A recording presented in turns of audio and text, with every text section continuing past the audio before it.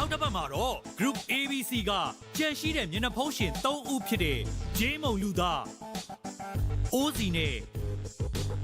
Cherry မျက်နှာဖုံးရှင်တို့ရဲ့အုပ်စုပတ်လဲတီဆိုရှင်ပြိုင်မှုကိုအားပါတရရှူစားကြရမှာဖြစ်လို့ဆက်ဆက်စောင့်ကြည့်ဖို့တော့မမေ့ကြပါနဲ့ခင်ဗျာ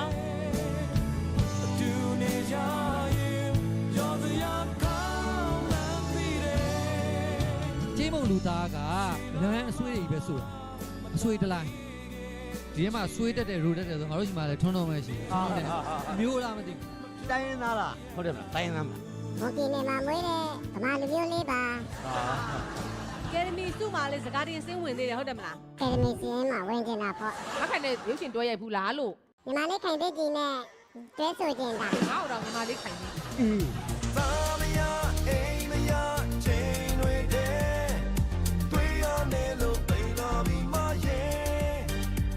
ဦးစီလီကဘာတူလဲသိချင်ပြီလားဟ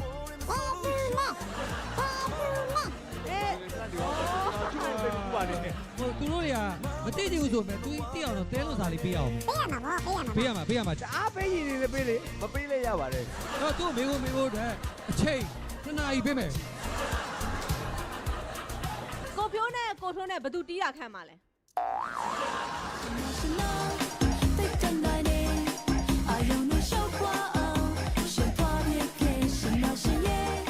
ရွက်ချိန်ပန်းလေးကလည်းမင်းသမီးကိုဖြေပါတဲ့နော်အမှန်တိုင်းဖြေနော်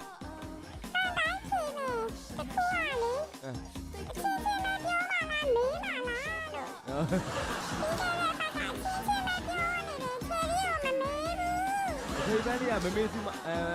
ကိုကြောက်တဲ့တေးဦးမလေးလား နောက်တစ်ဆင့်ကိုတက်လန်းသွားမယ်မျက်နှာပုံးရှင်ကဂျေးမုံဖြစ်မလားအိုးဒီဖြစ်မလားချယ်ရီပန်းလေးဖြစ်မလား My singer